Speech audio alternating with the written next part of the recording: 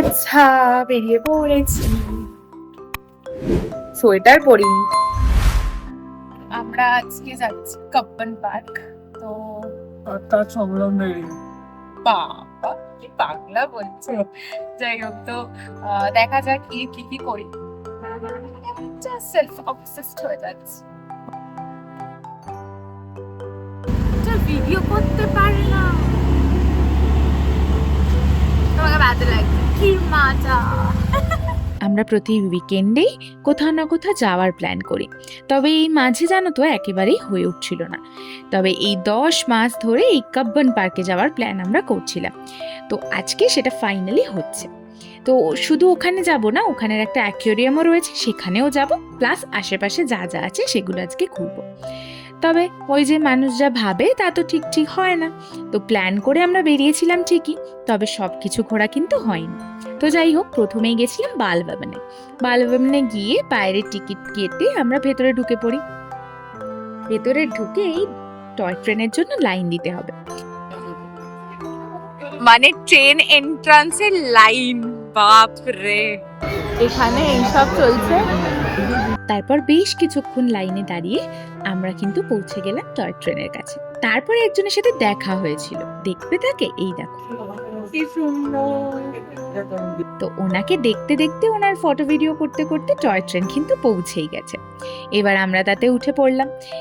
এবার পুরো কাব্বান পার্কটা কিন্তু খুব ভালোভাবে এইটার ভেতর থেকে আমরা মানে এখানে বসে আমরা এনজয় করতে পেরেছিলাম। তারপর আমরা ওখান থেকে নেমে চলে গেছিলাম। এবার আমরা যাচ্ছি বোটিং করতে। আমি সাঁতার জানি না, এই জন্য এত বছর কোনোদিন বিয়ের আগে মানি কোথাও গিয়ে বোটিং করতে যেতে দিত না। তো যাই হোক, তারপর ওখানে গিয়েও দেখি একটা বিভৎস হিউজ লাইন। যেখানে যাচ্ছি সেখানে লাইন। আর সব থেকে বড় কথা, এই কুকুরটাকে ওকে খুশি। আর এই বাচ্চাগুলোকে পরিয়ে দিচ্ছিল লাইফ জ্যাকেট, বড়দের সেটা দরকার হচ্ছিল না। এইবার যখন আমরা বোটে উঠবো তখন দেখছি বিভৎস বৃষ্টি হচ্ছে, মানে বিভৎস মানে বেশ জোরেই বৃষ্টি হচ্ছে। তখন মনে হচ্ছিল যে কি জানি, বৃষ্টি হলে তো সেটা বন্ধ থাকবে, আদেও উঠতে পারবো কিনা। কিন্তু আমরাই লাস্ট ফ্যামিলি ছিলাম যারা উঠতে পেরেছিলাম। অস্বাভাবিক ভয় লাগছে।